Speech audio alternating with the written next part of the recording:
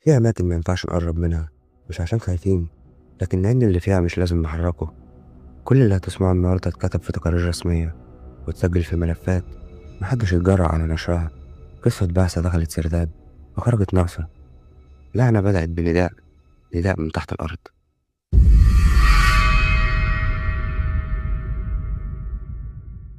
في صيف 1997 قررت هيئة الآثار تعمل حفريات تجريبية جنوب الأقصر في موقع اسمه وادي الصمت. الاسم ما كانش رسمي، لكن الأهل سموه كده لأن مفيش كائن حي بيقرب منه، لا طير ولا حيوان ولا حتى تعبان. الفريق مكون من 11 شخص، دكاترة آثار وفنيين وعمال. كان هدفهم يشوفوا لو في امتداد لمقبرة ملكية نادرة اتسجلت في عقد حكم التالي.